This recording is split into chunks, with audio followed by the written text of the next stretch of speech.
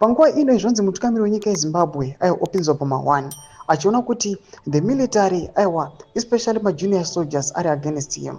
Pobuda madevelopments ekuti mutungamiri wenyika agara pasi for negotiations achikumbira kuti achingopedzisa his current term obva aresigna zvake. Kana achinge aresigna ozofoma another government ichange ichitungamirirwa nana VP Chiwenga pamwe chete ichiinclude the opposition leader vaAdvocate Nelson Chamisa. Sana pena mashoko anobuda nyorwa panapa kuti subscribe like on the bell icon.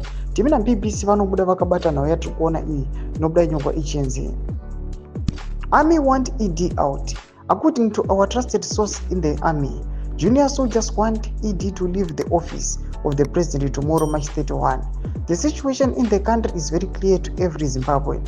That is, Zimbabwe needs new leadership. We cannot defend Chivayo, who is giving out cars to some individuals, yet we cannot afford to buy one. Life is difficult for everyone in this country.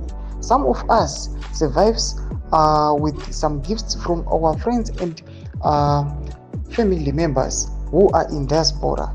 There are some negotiations happening and ED is asking to be given a chance to finish his term and his projects. Our source added, who should take over? They want Chiwenga to form a government which includes opposition. Given to what he represents, Chamisa must be included for the country to move forward united.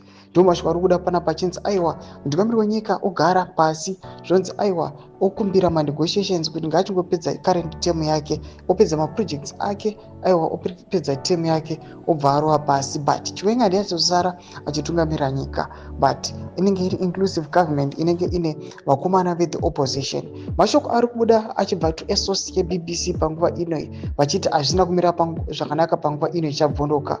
Tiudze mafungiro enyu muri kudii pamusoro pechitiko ichi. In the comment section medu, subscribe or like, turn on the bell icon.